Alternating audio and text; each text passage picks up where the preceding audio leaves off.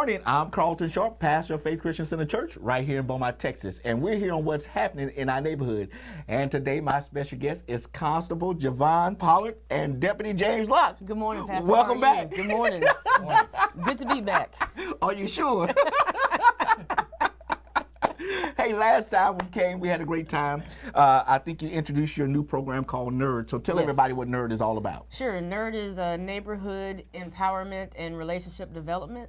And what we're trying to do is just make sure that we get out in the community and we engage with the citizens and give them information that can help them better their lives, and then also rebuild the trust between law enforcement and citizens. And so a lot of what we do is just try to get out there and talk to people and kind of sometimes explain to them why we do what we do and explain to them what we're looking for from them as far as the citizens when we encounter them, or if they call us out on a call, why we did this or why we didn't do that. So it's really based on just educating the citizens and just trying to communicate with them and just build a better working relationship. Now, Deputy Locke, you have been going out into the community explaining all of this NERD program and all the things about the stopping by police officers, correct?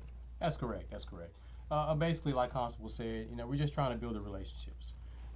We, as police officers, we don't solve crimes on our own. We need the community, and the only way to do that is to have that relationship where they feel comfortable with calling us so that we have the information that we need to solve crimes. Well, and that's what's so important because, when it comes down to policing our community, the citizens are very important to that. Absolutely. Absolutely. Now, you also introduced the children's ID card and the seniors' ID card. Right. So how are we on that? It's going great. We got a great response at the back to school program that they had at the Precint Center a couple of weeks ago, and it was overwhelming. We were able to do close to about 200 kids there at the Precint Center, and I'm actually meeting with Bevel Oaks today because they want us to get out there and do the program with their kids as well. So the response has been awesome. We're working on the senior ID cards. Should have that prototype up and running about mid-September. Now explain what that is. I mean, you're going to be fingerprinting the kids, so that they... Right. We tell parents, every 6 months you should update your child's information. Every 6 months. Kids change. Kids change. So every 6 months, update your child's information. But what we do is we take a current picture.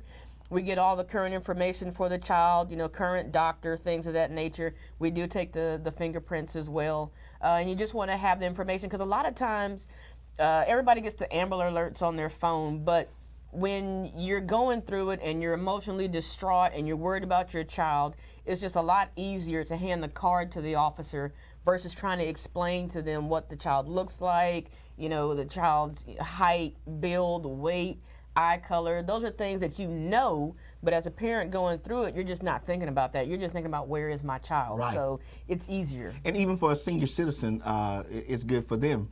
Absolutely. I had a situation with my wife's grandmother, and she was disoriented, and she got lost. And having a identification card could have helped expedite the police officers as far as getting her where she needed to go. So it's very, very important to have information that can help. Yes. Now today we're going to talk about a new law that's been enacted, right? Yes. Let's talk about that right now. Well, September the 1st, there's going to be a myriad of new laws that go into effect in the state of Texas, and so we encourage everybody to get online and to see what those laws are. There's at least 12 that we feel like are pretty substantial that would benefit. 12 laws? There's more than that, but there's at least 12 you might want to pay attention to. And some of them are good, like the surcharges are going away from DPS. Some of the surcharges are going away. What about the long lines? We don't have no control over that. But there are some that we want to pay attention to, especially as it pertains to our youth and just young adults and adults, period. One of them in particular is sending pictures. The law has changed now where unless they ask for it first, you cannot send a sexually explicit picture, or even now the law has changed where you can't send a picture, and y'all can look up the word turgid, I'm sorry, Turgid, I believe. Look up that word, parents, and even grown-ups. A male cannot send that type of picture either. Wow. And so now it's an automatic Class C. If you send a picture and they didn't request it, you have committed an offense. Well, Deputy, I mean, these young people now, I mean, that's what they do, Snapchat and all the other social media outlets. I mean, that they think that it goes away real quick, but it's still going to be a Class C misdemeanor. Absolutely, absolutely. Up until September 1, there was no law specifically for that. I've worked many cases, and we tried to put them under harassment, but it was kind of hard because harassment needs to be a reoccurring thing. And a lot of times those pictures are just a one picture thing. So now there's a law specifically for that. Right. And so you want to get the word out to the parents. Parents, Yes. talk to your teenagers. Talk to your teenagers, and I explain that to my teenager as well, and the kids that are in my immediate circle, I explain that to them as well. First of all, that stuff never goes away. Never. Snapchat does not go away. They say it's a minute or whatever, however many seconds. No. It does not go away, young No. people. It does not go away. Trust me, there are avenues that law enforcement uses to subpoena that information. It's all that stuff is stored on servers, and so it's always there. And so we want to make sure that people understand you cannot send a girl, or a guy a sexually explicit That's picture good. of you That's good. without them first requesting it. You can't be like, hey, check me out, because now you've committed an offense. So, Okay, but now what about transmitting images that are sexually explicit? I mean, It falls under the same statute. you can't. wow. You can't do it. So just don't do it at all. Don't Just- do it at all. Unless they say, hey, send me a picture of you, which I encourage teens, do not ever Don't do send it. a Don't picture. do it. Even, I tell them, even if they ask, don't do it, because that's something that you're going to have to live with for the rest of your life. And it's a decision that you're making when you're young, but when you get older, you don't want that stuff floating around of you or whatever else. But especially now with the new law, September the 1st, you cannot send it without them requesting it. And if you send it without them requesting it, it's an automatic Class C offense. Okay, so let me make sure I understand this. Okay, so if a person requests a picture, an adult requests a picture of another adult, Right. then they could send it. Correct. Right. But we don't want you to do that. Look, I want to make sure you understand. We don't want you to do that, but I'm just trying to clarify the law. For the law. Okay, an adult requesting another image of an adult. Mm-hmm. If there's no request, then that's a Class C misdemeanor. Right. Okay. If a person If a person, sends a picture, male or female, right, without that other person first requesting it, it's an offense now. okay, Well, starting September the 1st. starting September 1st. Okay, so what about young people? Now, because that gets in a different category Right. than this one. Right, and you'll start getting into the definition of child, and then you'll start getting into the definition of adult, but the statute is talking about person. And so you have to be very careful. Of course, we don't want children sending adults pictures because that falls under a whole other set of statutes. This statute is particular to unsolicited sexual-oriented pictures. And it's specific about if it's not solicited and you send it, it's against the law now. Wow. Okay. All right, people. Y'all better get this. Man, this is because now with technology, I mean, everybody has a cell phone. That's right. And and for some odd reason, I haven't got a grasp on it yet, or why. I want to send my image to somebody else. I don't either. And the tricky part is the tricky part to this entire statute is, like Constable said, ages. You have to remember, in high school, you have 15-year-olds and you have 18-year-olds. Correct. An 18-year-old is an adult. Ooh. A 15-year-old is a child. So that could be child pornography, which is a felony. So you have to be very, very careful. Ooh, so that- the best thing to do is not to do it all. That's what we're trying to put out there. Now that's very important because you have a senior in high school and a sophomore in high school, different age groups, and could be qualified in different categories. Absolutely. Right. Absolutely. And a lot of times the DA they'll try to give a little leniency for a dating relationship, but then sometimes they may not. And so the thing is, do you want to take that risk? Whether the DA will say, okay, y'all are in a dating relationship, so I won't charge you, or the DA could say, I'm not worried about that, even though it's something for me to consider. I'm going to charge you this way. So it's one of them things where you just kind of, you don't want to leave it up to the DA to interpret it however he wants to interpret it, and you just want to not send it. And Don't just send it. don't press send.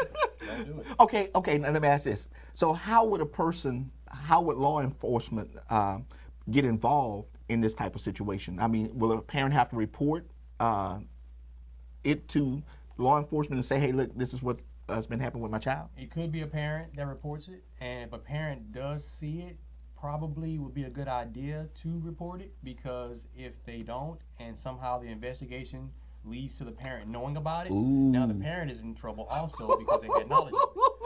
You see what we saying? So that it can snowball. It can snowball. Absolutely.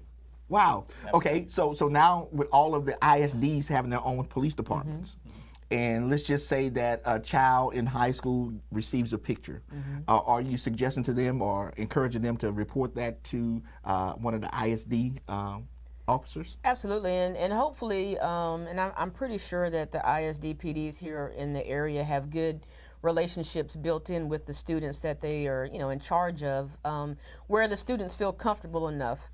But I will tell you, most of the time, working 4 or 5 years at Port Arthur ISD, we got the information from the student confiding in a teacher or confiding in a counselor, and then the information was brought to us. Yeah. And then once it gets to us, children of a certain age, which I believe it's 16, they are able to decide whether they want to file charges or not, independent of the parent. Wow. And so it just kind of depends on what the child wants to do, because a lot of times the students don't want to seem like they're getting their friends in trouble or snitching or whatever the case may be.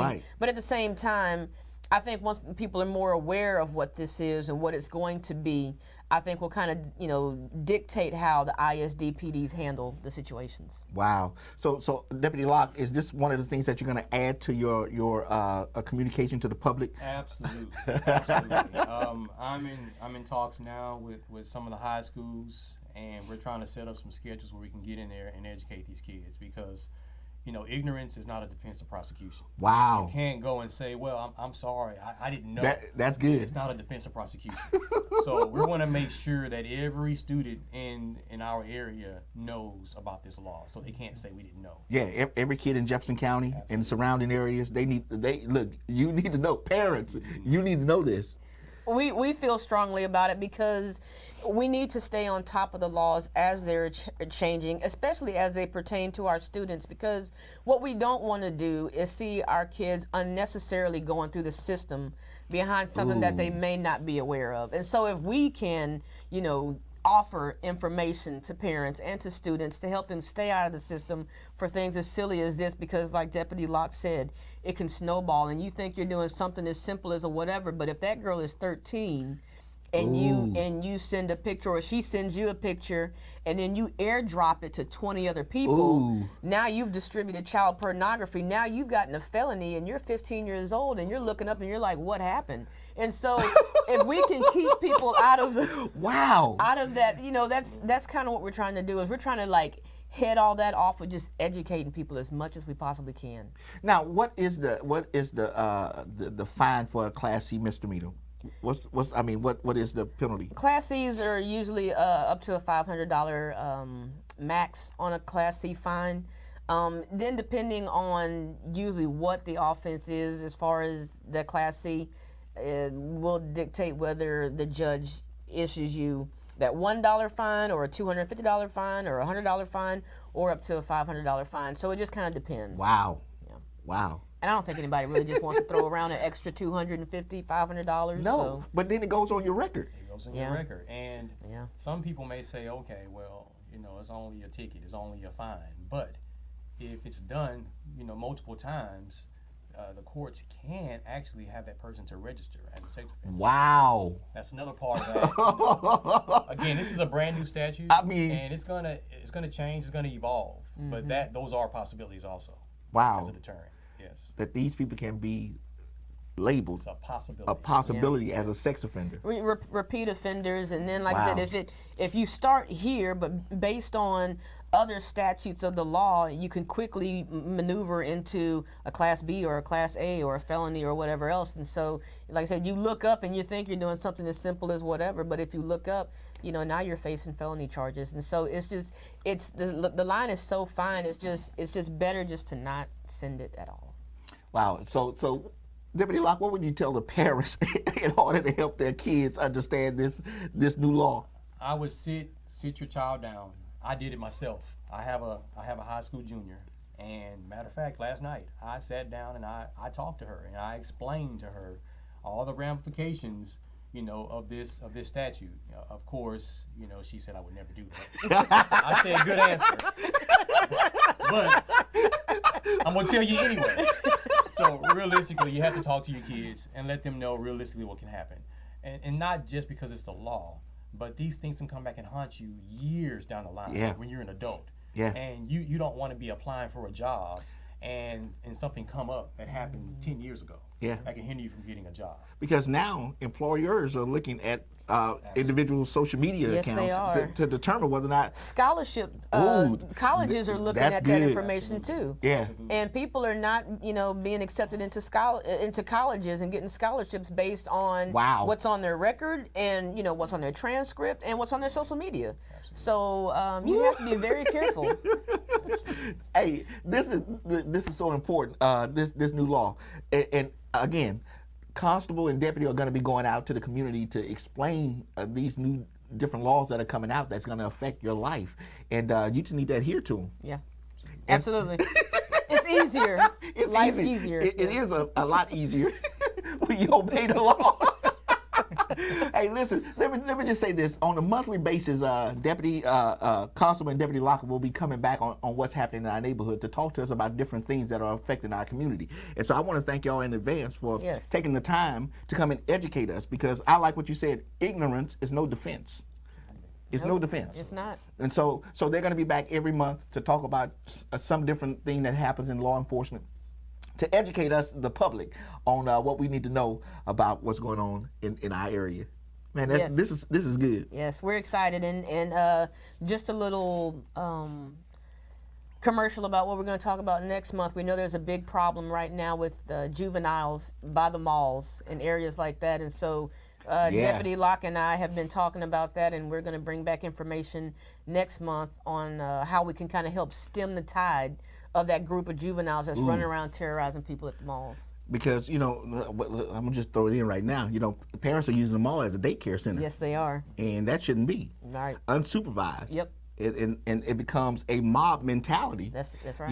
And yeah, and it came to a little bit of a head last weekend. And first and foremost, we want the kids to be safe, because we don't want the kids to roll up on the wrong adult with that behavior, and then somebody gets seriously hurt or loses their lives. And so Deputy Locke and I have been talking about that, and we're getting information together and getting with Beaumont PD and the Sheriff's Office, and we'll have information to bring back to you guys next month. Okay, and hey, can I also suggest that we, one of the shows that we talk about concealed weapons? Sure. And that way, people understand, Because the laws about that have changed too. Hey, we got some good information. Hey, listen, do this also. If you have a subject matter that you want Constable and Deputy to talk about, why don't you put it in the comments section right now, and we'll get it to them, and that way we'll have questions that you want answered, and we can ask, Absolutely. question and answer. Yep, that sounds Ask perfect. the Constable and the Deputy. Hey, look, we have a great time on our show, but yeah, we're gonna do that. Sounds good. That was good. Sounds good. Ask the Constable and the Deputy. I like the sound of that.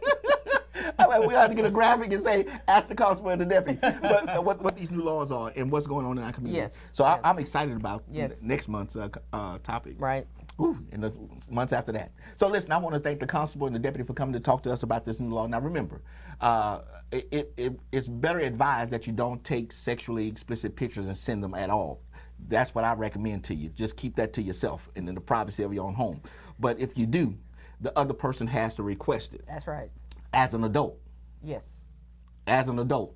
Yes. As an adult to Yes. another adult. Yes. Okay, they have to request it, and if they request it, okay, the law covers you. But if not, you might find yourself with a Class C misdemeanor. So be advised of this new law that's coming out this month in September.